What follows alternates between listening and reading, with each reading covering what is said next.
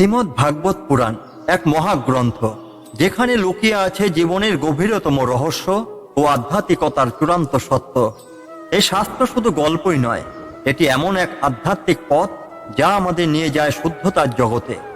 প্রথম স্কন্ধের ঊনবিংশ শ্লোক আমাদের শেখায় ভগবানের নাম স্মরণের অপার শক্তি, যা জীবনকে বদলে দিতে পারে। কল্পনা করুন এক পাপ মোচনের শক্তি, যা আপনাকে সমস্ত ক্লেশ থেকে মুক্তি দেয়, এক শান্তির পথ যা আপনাকে সমস্ত ব্যস্ততার মাঝেও গভীর শান্তি এনে দেয়।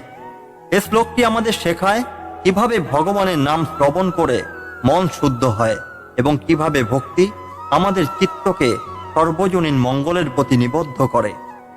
আজকের এই ভিডিওতে আমরা এই শ্লোকের গভীরতর অর্থ উদ্ঘাটন করব, জানব কিভাবে এক ভক্তের আন্তরিক বিশ্বাস ও ভগবানের প্রতি তার অপরিসীম ভক্তি জীবনের কঠিন থেকে কঠিনতর সময়ে তাকে মুক্তির পথ দেখিয়েছিল।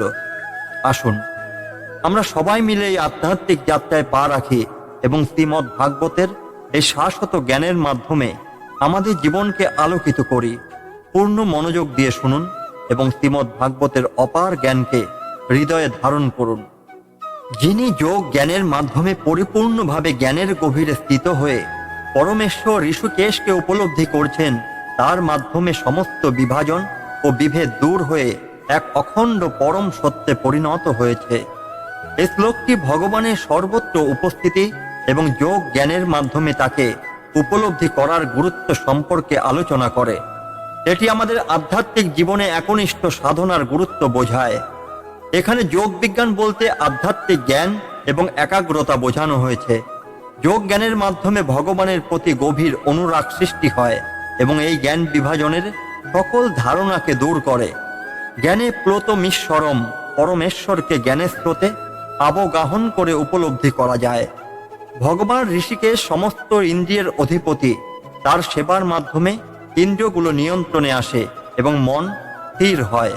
এই মনস্থিরতা ভগবানকে উপলব্ধি করতে সাহায্য করে। এখানে বোঝানো হয়েছে ইন্দ্রিয় নিয়ন্ত্রণ এবং ভগবানের প্রতি পূর্ণ বিশ্বাস আধ্যাত্মিক উন্নতির মূল ভিত্তি। এই শ্লোকটি বিভেদের ধারণাকে অস্বীকার করে। যখন কেউ ভগবানের জ্ঞানের মধ্যে অবগাহন করে, তখন তার কাছে জগতের সমস্ত কিছু এক হয়ে যায়। এই অখণ্ড দৃষ্টিভঙ্গি আত্মাধিক মুক্তির প্রধান লক্ষণ। একবার সনক, সনন্দন, সনাতন এবং সনত কুমার নামে 4 কুমার যোগ বিজ্ঞান চর্চা শুরু করেন। তারা সর্বদা ভগবানের চিন্তায় নিমগ্ন ছিলেন এবং সমস্ত জাগতিক মোহ ত্যাগ করেছিলেন। একদিন তারা বৈকুণ্ঠ ধামে গিয়ে ভগবান বিষ্ণুকে দর্শন করতে চান। বৈকুণ্ঠে প্রবেশের সময় জয় ও বিজয় নামে 2 দ্বারপাল তাদের পথ রোধ করেন, কিন্তু সনকাদিক মুনিরা দ্বারপালকদের এই ব্যবহারে ক্ষুব্ধ হন না। তারা তাদের যোগ শক্তির দ্বারা উপলব্ধি করেন যে এটি ভগবানেরই ইচ্ছা। তারা ধৈর্য ধরে ঈশ্বরের প্রতীক্ষা করেন।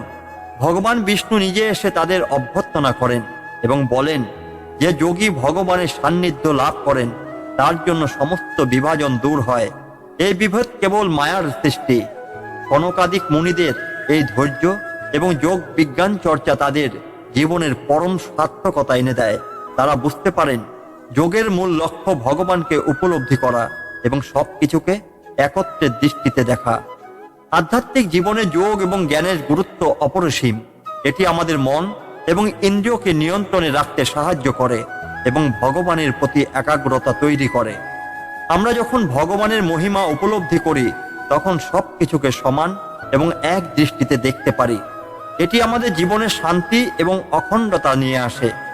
ভগবানের প্রতি স্থির বিশ্বাস এবং ধৈর্য আধ্যাত্মিক উন্নতির চাবিকাঠি। সনকাদিক মুনিদের মতো ধৈর্য এবং নিবেদন আমাদের জীবনের যে কোনো বাধা অতিক্রম করতে সাহায্য করে। এই শ্লোক আমাদের শেখায় যে যোগ জ্ঞানের মাধ্যমে আমরা ভগবানের সাথে একাত্মা হতে পারি এবং জীবনের প্রকৃত সাফল্য লাভ করতে পারি। এটি আধ্যাত্মিক জীবনের একটি গুরুত্বপূর্ণ পাঠ, যা আমাদের দৈনন্দিন জীবনে প্রয়োগ করতে পারলে জীবনের প্রকৃত শান্তি এবং আনন্দ অনুভব করা সম্ভব। জ্ঞানী সাধুদের দ্বারা যে শাস্ত্রের মূল তাৎপর্য ব্যাখ্যা করা হয় এবং যা শ্রবণ, অধ্যয়ন ও বাস্তব প্রয়োগের মাধ্যমে উপলব্ধি করা যায়, সেই বিদ্যা আধ্যাত্মিক সংস্কার এবং মুক্তির মূল উৎস। এই শ্লোকটি আধ্যাত্মিক জ্ঞানের মূল গুরুত্ব এবং জীবনে তার প্রয়োগ নিয়ে আলোচনা করে। এখানে আধ্যাত্মিকতা এবং শাস্ত্র পাঠের গভীর প্রভাব তুলে ধরা হয়েছে। এখানে শ্রুতে নার্থেন বলতে শাস্ত্র শ্রবণ এবং তাৎপর্য বোঝানো হয়েছে। শুধুমাত্র পাঠ করাই নয়, শাস্ত্রের মূল বার্তা উপলব্ধি করতে হলে তা মনোযোগ দিয়ে শ্রবণ করতে হবে এবং তার শিক্ষা জীবনে প্রয়োগ করতে হবে। শ্লোকটি বলে, আধ্যাত্মিক বিদ্যা শুধু তত্ত্বই নয়, এটি সংস্কার ও চরিত্র গঠনের একটি মাধ্যম।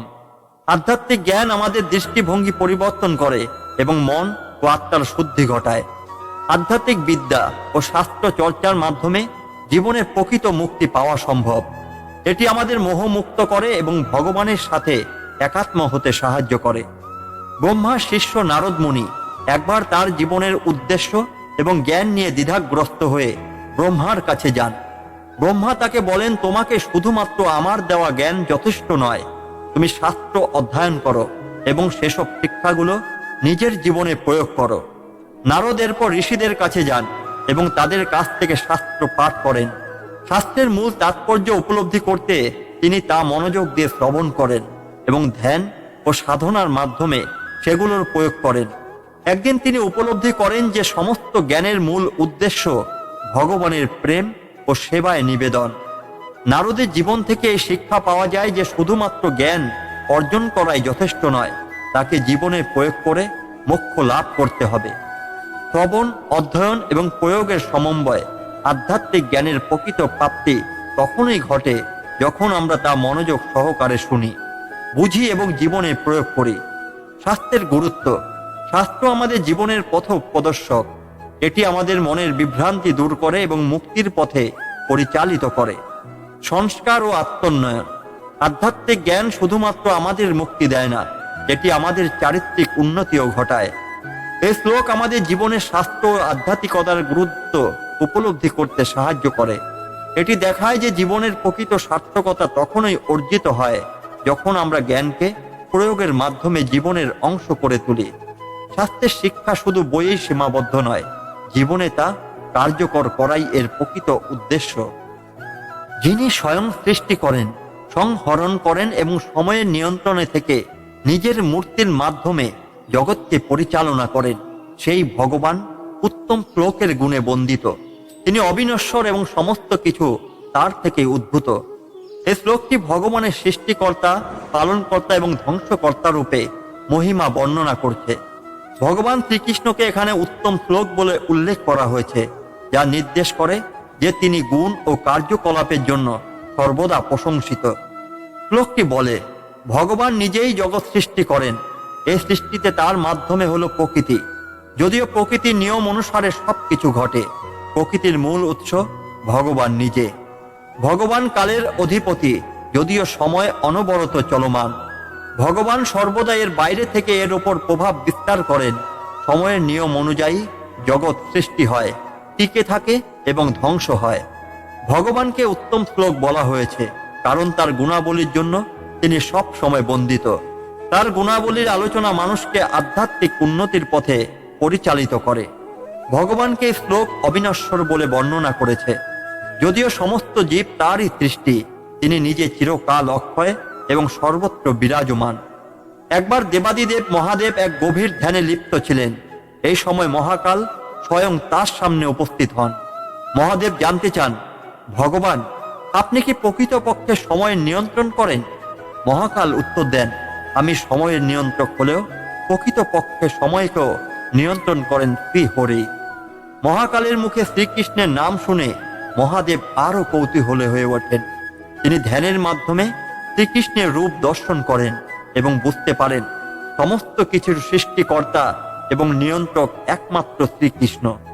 এই ঘটনা প্রমাণ করে যে সময়ের সৃষ্টির এবং ধ্বংসের সমস্ত নিয়ন্ত্রণ ভগবানেরই হাতে। তিনি জগতের একমাত্র চিরন্তন সত্য। ভগবানের সর্বোচ্চ শক্তি। জগতে যা কিছু ঘটে তার পেছনে ভগবানের নিয়ন্ত্রণ আছে। আমরা তারই সৃষ্টি এবং আমাদের তাকে উপলব্ধি করতে হবে। কালের প্রভাব এবং আধ্যাত্মিকতা।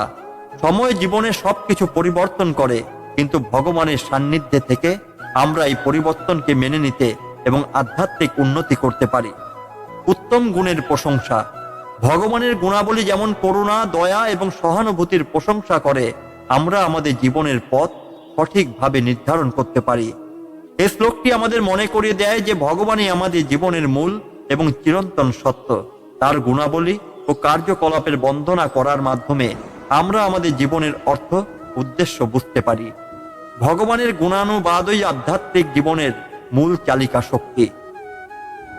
ভগবানের নাম শ্রবণের মাধ্যমে সমস্ত দুঃখের অবসান ঘটে, দৃষ্টি শুদ্ধ হয় এবং ভক্তির উদয় হয়। ভগবানই ভক্তের জীবনের প্রকৃত আশ্রয়। এই শ্লোকটি ভগবানের নাম শ্রবণ এবং স্মরণের গুরুত্ব তুলে ধরে। এটি বলে যে ভগবানের নাম শ্রবণ কেবল দুঃখ দুর্দশা দূরই করে না, বরং আধ্যাত্মিক জীবনে ভক্তির সঞ্চার ঘটায়। এখানে ভগবানের নাম স্মরণ ও শ্রবণের বিশেষ গুরুত্ব ব্যাখ্যা করা হয়েছে। শাস্ত্রে বারবার বলা হয়েছে ভগবানের নামের মধ্যে অপার শক্তি আছে, যা জীবনের সমস্ত পাপ ও ক্লেশকে দূর করতে সক্ষম। ভগবানের নাম শ্রবণ বা কীর্তনের মাধ্যমে আমাদের দৃষ্টিভঙ্গি বদলে যায়। আমরা জীবনের সবকিছুতে ভগবানের মহিমা দেখতে শুরু করি, যা আধ্যাত্মিক উন্নতির প্রথম ধাপ। ভগবানের নাম মনে প্রাণে শ্রবণ করলে ভক্তির উদয় ঘটে। এটি আমাদের মনে একটি শক্তি এবং বিশ্বাসের সঞ্চার করে, যা ভগবানের সান্নিধ্য লাভের পথে অগ্রসর করে। ক্লেশ হরণ বলতে বোঝানো হয়েছে মানসিক, শারীরিক এবং আধ্যাত্মিক যন্ত্রণা দূরীকরণ। ভগবানের নাম আমাদের চিত্তকে প্রশান্ত করে এবং দুঃখ কষ্ট থেকে মুক্তি দেয়। একবার এক ব্রাহ্মণ অজামিল, যিনি আগে সৎ চরিত্রের অধিকারী ছিলেন, মায়ার প্রভাবে দুষ্কর্মে লিপ্ত হয়ে পড়েন। তিনি জীবনের শেষ সময়ে তার পুত্র নারায়ণের নাম ডাকেন, যদিও তিনি পুত্রকে উদ্দেশ্য করেই নাম উচ্চারণ করছিলেন। ভগবানের নাম স্মরণের ফলে তিনি সমস্ত পাপ থেকে মুক্তি লাভ করেন। যমদূতরা তাকে নিয়ে এলে বিষ্ণুদূত এসে তাদের বাধা দেয় এবং বলে, যিনি ভগবানের নাম স্মরণ করেন তাকে যমদূতের অধিকার নেই, ভগবানের নাম তাকে মুক্তি দিয়েছে। এই ঘটনার মাধ্যমে বোঝা যায় ভগবানের নামে স্মরণ বা শ্রবণ জীবনের সমস্ত পাপ ও ক্লেশকে দূর করতে পারে এবং মুক্তির পথ দেখাতে পারে। ভগবানের নামে স্মরণ ও শ্রবণ কেবলমাত্র আধ্যাত্মিক উন্নতির জন্যই নয়, জীবনের দুঃখ কষ্ট দূর করতেও কার্যকর। ভগবানের প্রতি বিশ্বাস এবং নিয়মিত নাম স্মরণের মাধ্যমে আমরা জীবনের সব বাধাকে অতিক্রম করতে পারি। ভগবানের নাম মনোযোগ দিয়ে শ্রবণ করলে আমাদের দৃষ্টিভঙ্গি শুদ্ধ হয় এবং আমরা জীবনের গভীর অর্থ উপলব্ধি করতে পারি। এই শ্লোকটি আমাদের শেখায় যে ভগবানের নাম স্মরণ ও শ্রবণ জীবনের সমস্ত সমস্যার সমাধান এবং আধ্যাত্মিক শান্তির মূল চাবিকাঠি। ভগবানের নামেই নিহিত রয়েছে জীবনের প্রকৃত মুক্তি।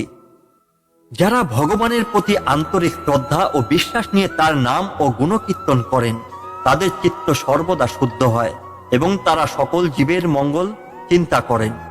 ঋষিকেশ ভগবান এইরূপ ভক্তদের চিরকাল আশ্রয় দেন। এই শ্লোকটি ভক্তির প্রকৃতি এবং ফলাফল সম্পর্কে আলোচনা করে। এটি বোঝায় যখন একজন ভক্ত আন্তরিকভাবে ভগবানের প্রতি বিশ্বাস স্থাপন করে, তখন তার হৃদয় পবিত্র হয় এবং সে সব জীবের কল্যাণে মনোযোগী হয়। ভগবানের প্রতি দৃঢ় শ্রদ্ধা ও বিশ্বাস থাকা অত্যন্ত গুরুত্বপূর্ণ। যখন আমরা ভগবানের নাম কীর্তন করি, তা আমাদের মনকে শুদ্ধ করে এবং আমাদের চেতনায় একটি গভীর পরিবর্তন আনে।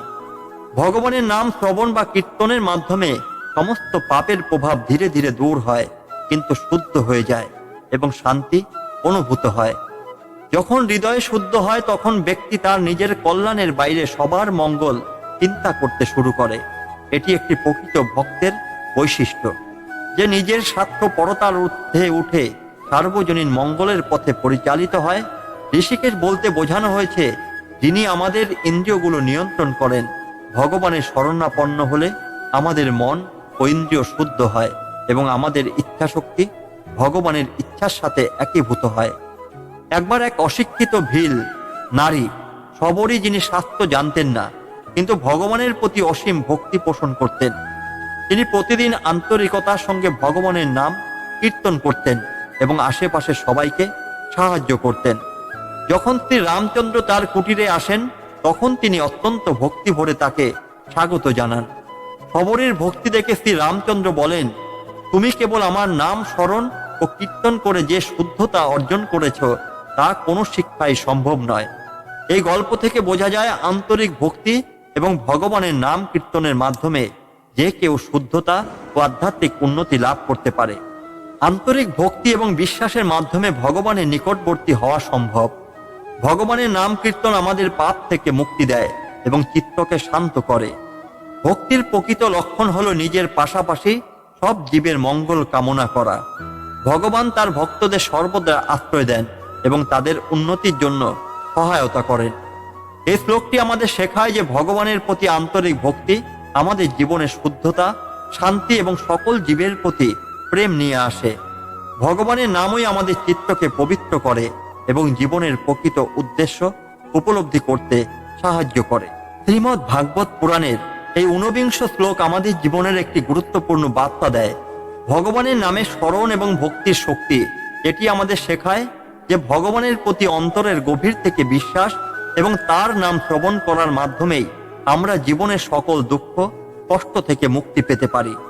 ভক্তি কেবলমাত্র এক ব্যক্তিগত অভ্যাসই নয়, এটি একটি জীবনধারা যা আমাদের মনকে শুদ্ধ করে এবং সকল জীবের প্রতি ভালোবাসা ও মঙ্গল চিন্তা আনয়ন করে। আপনারা যদি এই আধ্যাত্মিক আলোচনায় নতুন কিছু শিখে থাকেন তাহলে এটি আপনার প্রিয়জনদের সঙ্গে শেয়ার করতে ভুলবেন না। শ্রীমদ্ ভাগবতের জ্ঞান সবার মধ্যে ছড়িয়ে দিন, কারণ এটি আমাদের জীবনের পথ প্রদর্শক হতে পারে। জীবনকে শুদ্ধ ও শান্তির পথে পরিচালিত করতে ভগবানের নামের শক্তিকে গ্রহণ করুন। এই ভিডিও ভালো লাগলে লাইক দিন, কমেন্টে আপনার মতামত জানান এবং আমাদের চ্যানেলটি সাবস্ক্রাইব করুন, যাতে এমন আরো আধ্যাত্মিক বিষয় নিয়ে আমরা আপনার কাছে আসতে পারি। ভগবান শ্রী হরির কৃপায় আপনার জীবন আলোকিত হোক। ধন্যবাদ।